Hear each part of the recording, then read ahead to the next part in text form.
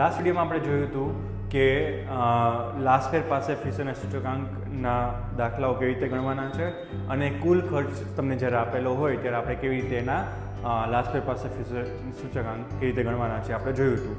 હવે બીજા ટૂંકા દાખલાઓ તમને જે એક્ઝામમાં પૂછાય છે એના માટે ઉદાહરણ નંબર 24 તમારી ટેક્સ્ટ બુકમાં આપેલું છે, એ તમારે રિફર કરવાનું રહેશે.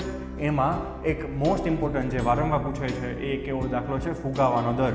ફુગાવાના દરનું સૂત્ર છે ચાલુ વર્ષનું જથ્થાબંધ ભાવનો સૂચકાંક. આ તમને રકમમાં આપેલું જ હશે, એમાં તમારે માઇનસ કરવાનું છે અગાઉના વર્ષનો જથ્થાબંધ ભાવનો સૂચકાંક ના છેદમાં અગાઉના વર્ષના જથ્થાબંધ ભાવનો સૂચકાંક ગુણ્યા 100.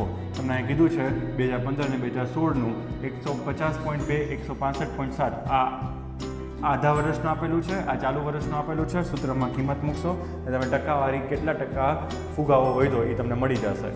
આ સિવાય બીજા અમુક સૂત્રો છે, જેમ કે કૌટુંબિક બજેટની રીતે સૂચકાંક. કૌટુંબિક બજેટની રીતે સૂચકાંકનું સૂત્ર થાય છે સિગ્મા IW ના છેદમાં સિગ્મા W.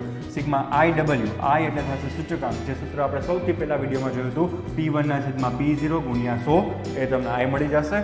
W એટલે કે ભાર, એનું સૂત્ર છે P0 Q0.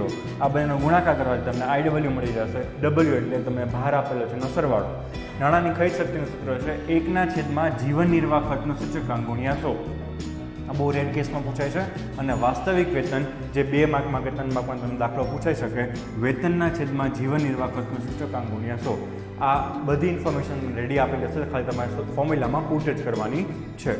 નેક્સ્ટ વિડીયોમાં નેક્સ્ટ ચેપ્ટરની વાતો કરશું. If you want to see short videos of accounts, like statistics, go to the description and follow the link.